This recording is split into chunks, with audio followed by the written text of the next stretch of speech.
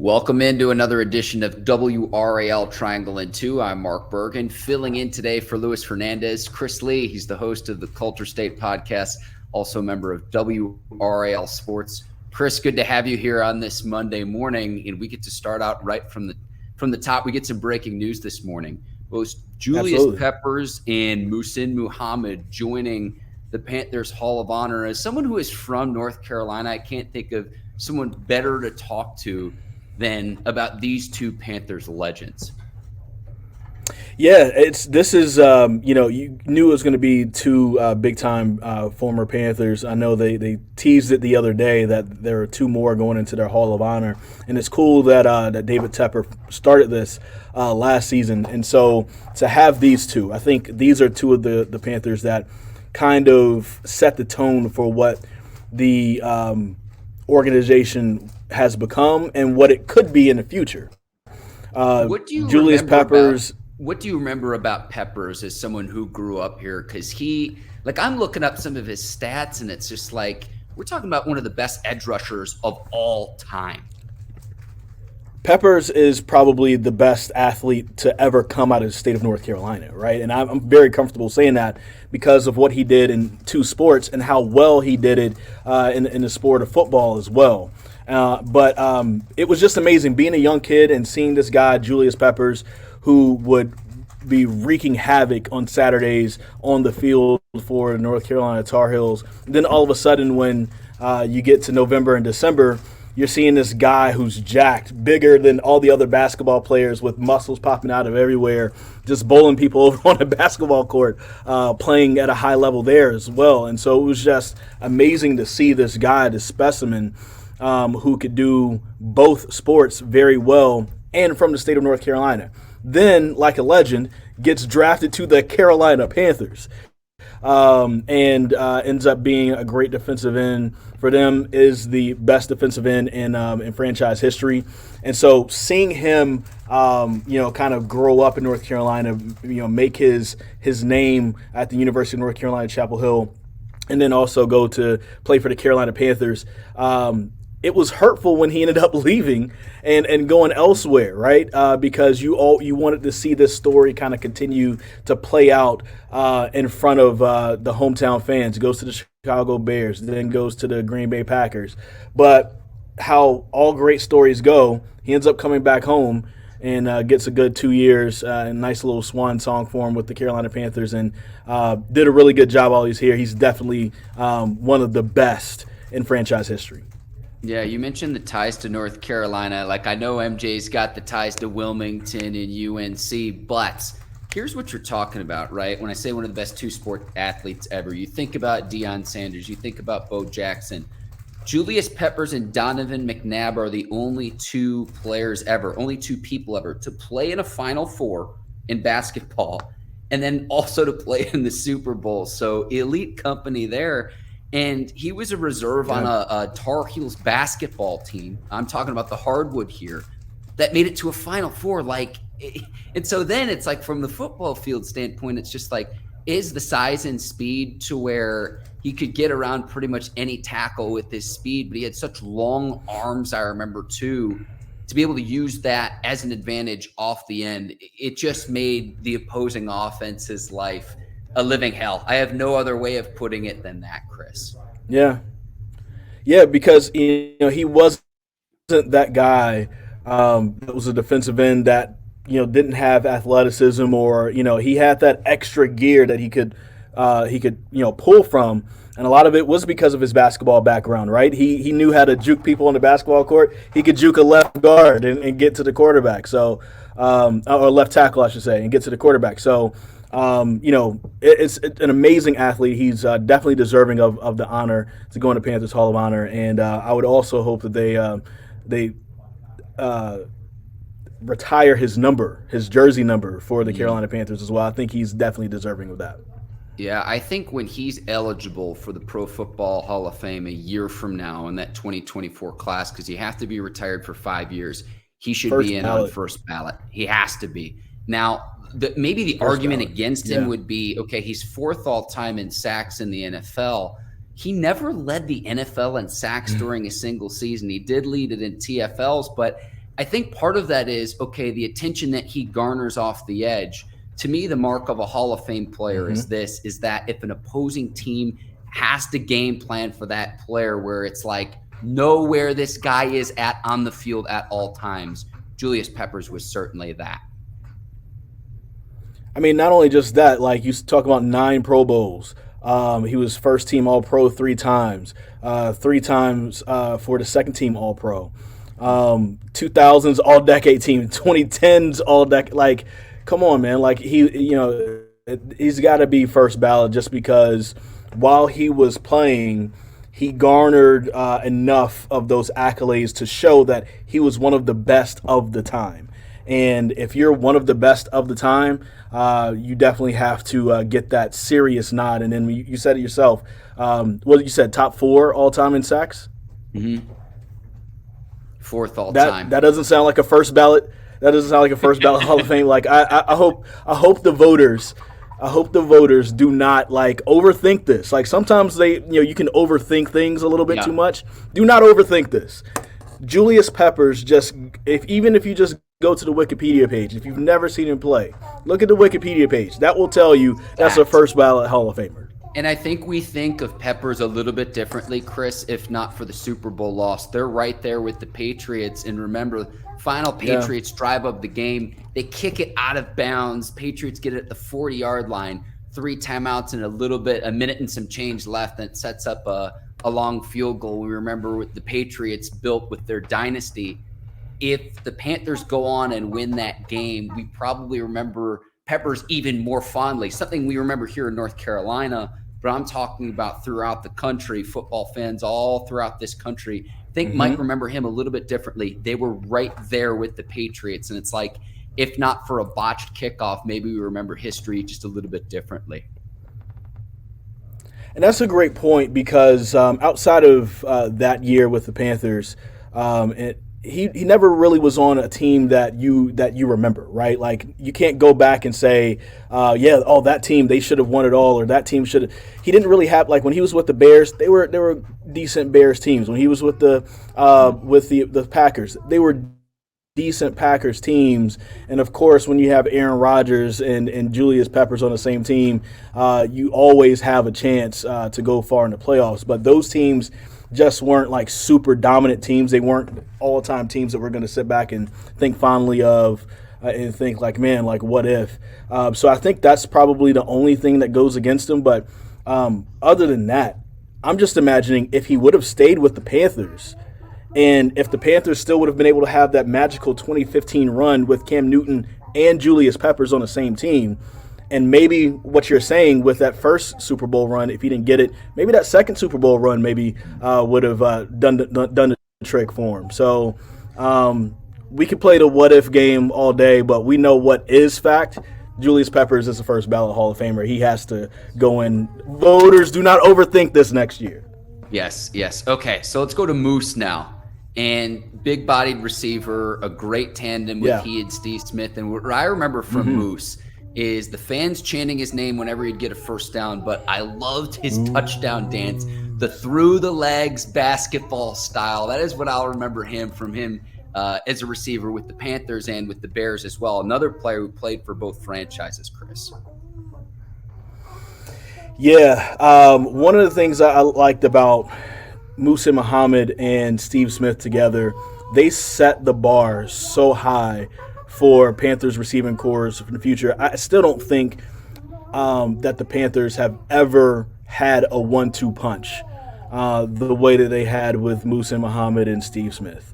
They just haven't had the guys yet. You thought that at some point maybe Kelvin Benjamin and also Devin Funchess could possibly grow into that. We saw very quickly that wasn't the case with those two guys.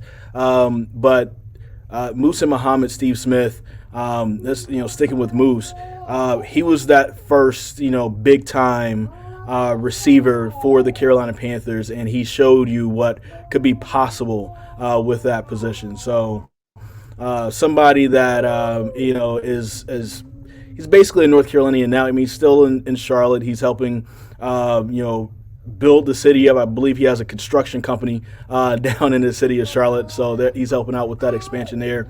So he's just a North Carolina guy now. So it's definitely a great honor for him to go into Panthers Hall of Fame, a Hall of Honor, and to be recognized forever for what he's done for this franchise. Yeah, and make no mistake, a very, very good player. He will go in the Panthers Hall of Honor. Do not hold your breath for Muhsin Muhammad to go into the Pro Football Hall of Fame, though. It's not to take away from his career, but he just wasn't quite on that elite level. But two very, very deserving players, and players that you think of who are some Carolina Panthers greats through the years that we watched growing up. And these were two names. As soon as I saw them, it was just like, yeah, this makes a lot of sense. Absolutely. And you can't forget about his great performance in the Super Bowl, too, against Tom Brady and the Patriots. So if you ever go back and watch that game, Muhsin Muhammad he showed out. Him and Steve Smith absolutely showed out. Actually, that whole playoff run, they showed out. So congratulations to him. It's definitely seeing number 87 up there for the Carolina Panthers will be huge. Let's keep this rolling. We'll go to the hardwood, Chris, and UNC gets another transfer in the transfer portal. They get West Virginia transfer James Okonkwo. I might be mispronouncing that, but the thing that I'm going to take away from this, I think you did it right. Yes, it's not really the scoring, only 2.5 points per game last season for West Virginia, but led his team in blocks. But he joins 4 other forwards on the Tar Heels roster at this point, 6'9" and above. So what I'm seeing is North Carolina getting taller, getting more length, and what that can do for the team from a defensive standpoint. That's what this signals to me. We'll get into the Bob Huggins piece in a little bit, but what say you in terms of what's been a very, very busy offseason for the Tar Heels?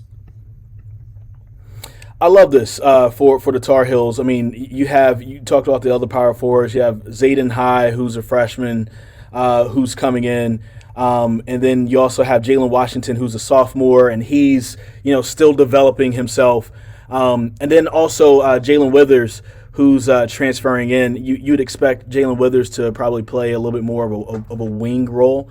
So you needed somebody who has experience, who can be a legit backup for Armando Bacot, which is one of the things that I don't think the Tar Heels had last year, and you saw it hurt them during the season, but especially down the stretch, especially as the attrition of the season starts catching up to players, and you start seeing Armando Bacot, that last game of the ACC tournament when I think it was against Virginia, and Armando Bacot barely played in that second half because he tweaked his ankle once again. And Jalen Washington, God bless him, he was a freshman. He just wasn't up to the task at that point, so the Tar Heels had to go with the smaller lineup. This is Hubert Davis really biting his teeth into where they were weak last year. They're going to be stronger at point guard because they didn't have a true point guard last year. So you have that in Seth Trimble. You also have more shooting. He added that with Cormac Ryan and then Paxton Wojcik.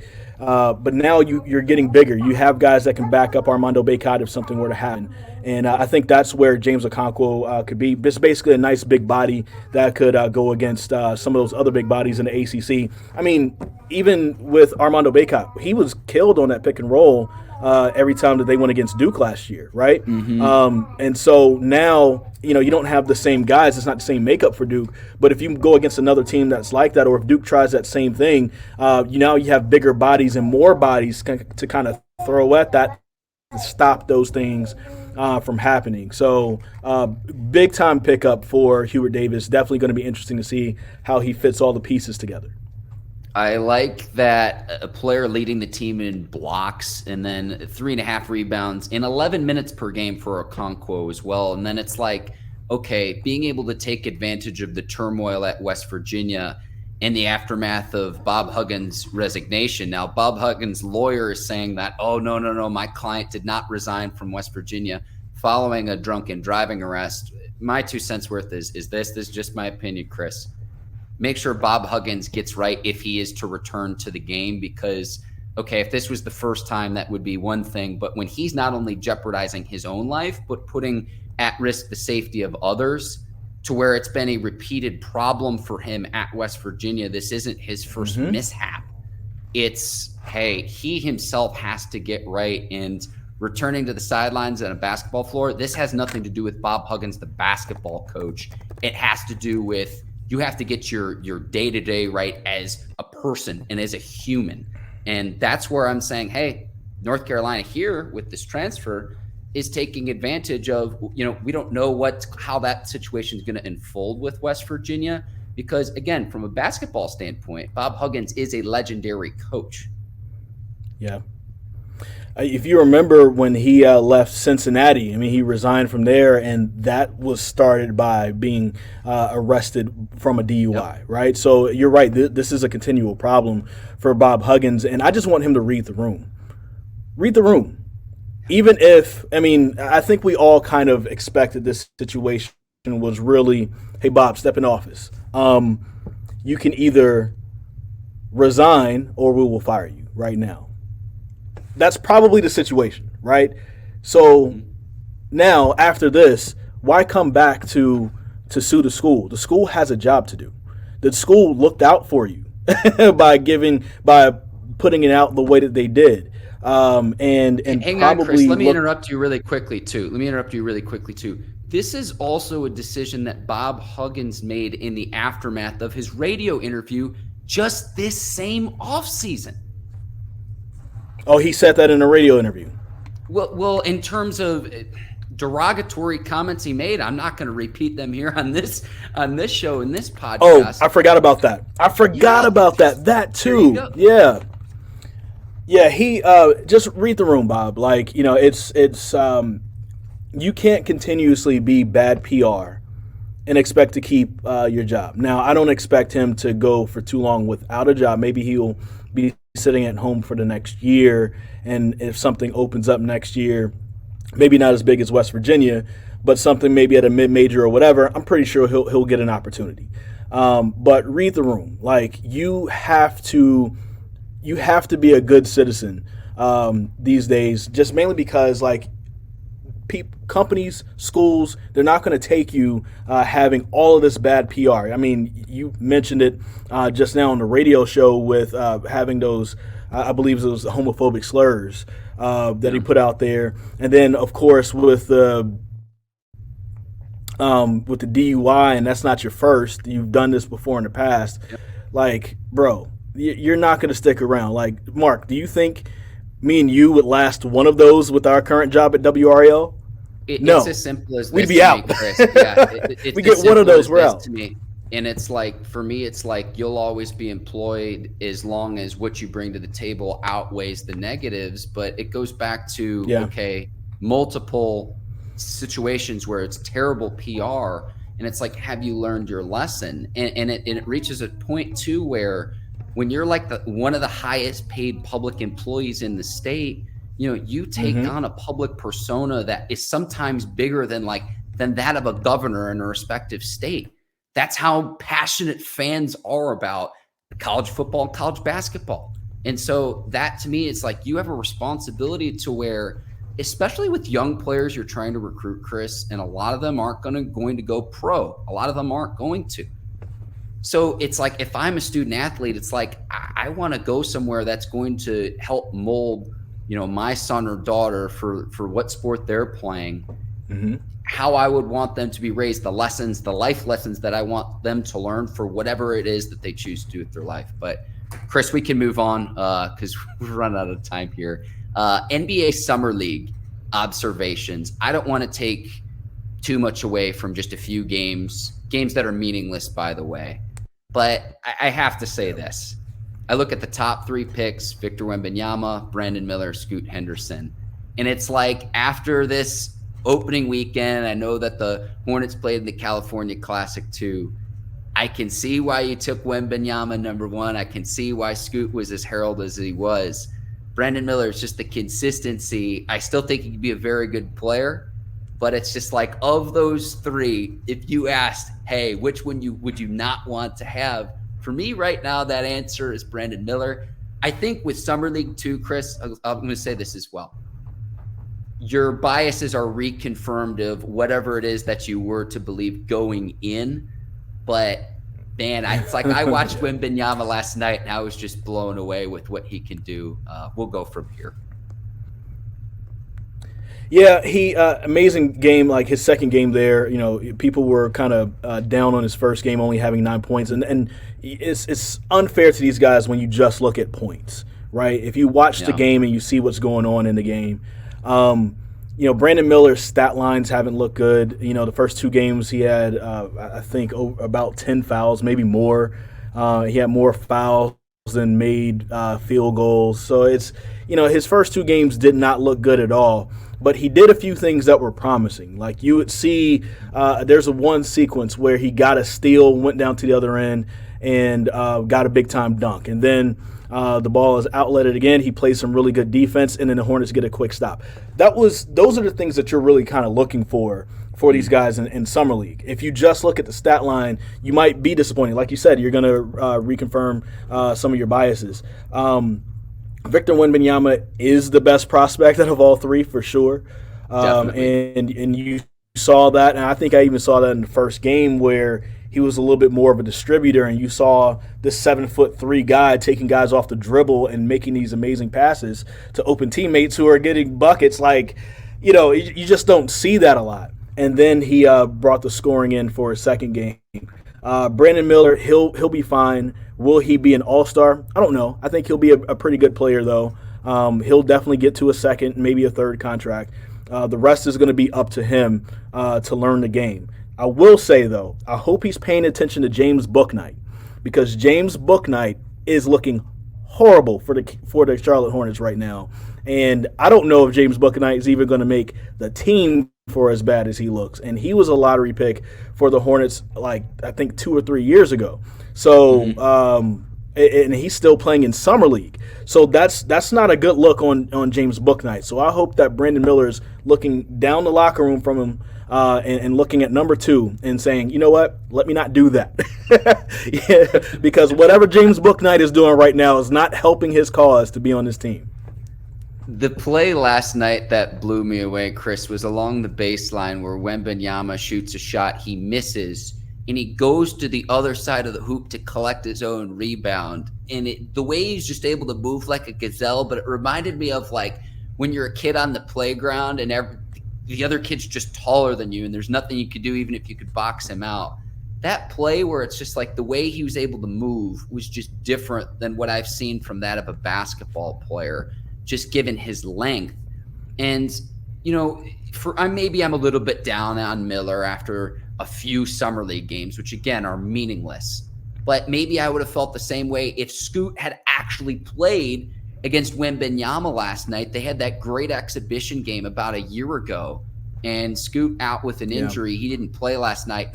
The day we get to see Scoot Henderson and Victor Wembanyama on the same floor again is going to be a great day, and I look forward to that. But Scoot, to me, like the reason why I wanted him in Charlotte is the way he carries himself is just like an alpha. There's elements of, say, a Derrick Rose or a Russell Westbrook with that first step and being able to get to whatever spot he wants to on the floor because he's able to blow by his opposing defender. There's a little bit of Chris Paul to his game as well, though, in terms of the start and stop, in terms of knowing what to do with the basketball, even at this young of an age. And it's just a mix that the way he carries himself, I wanted Scoot to go to the Hornets. I'm on record saying that, and I'm going to double down here yet again. I'm with you. I wanted Scoot as well, but I think you hit on something right there. Chris Paul is such a good player, but he's not the most athletic guy. Scoot Henderson does look like the athletic, bigger version of Chris Paul. If he can get to his shot and make his shot consistently, his problem really is shooting. And in his one Summer League game, I thought he did a decent job making some big-time shots. If he can do that on a consistent basis, he's going to be amazing. And a lot of folks who were anti-Scoot going to the Hornets were like, well, what are you going to do with LaMelo Ball? It's okay to have 2 ball handlers. It's okay to have guys that both can handle the ball, who both can initiate the offense. What's wrong with that? If you have 2 guys who can do that. The Hornets were 27-55 last year. And I know Ball was hurt, but it's like, I understand he's an all-star, but just get better point blank, period. Yeah, and that was the thing. Like, if you have two guys, if you make them learn both how to play off the ball a little bit, so they can go between each other. What's wrong with having them split, the ball and the handling of the passing responsibilities? I think that's almost where basketball is going anyway, because you're seeing so many times where even the Hornets do this. If P.J. Washington gets the rebound, P.J. Washington is the one bringing it up the court. Like, that's how basketball is going. So what would be wrong with having Scoot Henderson there? So I'm with you right there. I really hope – I wanted the Hornets to get him. But, we'll live with Brendan Miller. Okay. We need to move on. We could talk till sundown about the Hornets, Chris. I have no doubts. I'm going to give you first crack at this, though, to explain to me the significance of the NBA in-season tournament and the NBA Cup. Sell me. The floor is yours. I'm going to give you the opening shot, because I'll be honest with you, I just don't understand the significance. Well, I'll make it brief, but basketball is probably one of the biggest and arguably maybe the biggest sport internationally. You could probably put soccer ahead of it, but depending on which countries that you're talking about. But basketball or soccer, those are the biggest sports. And what basketball has a problem with right now is the significance of the regular season.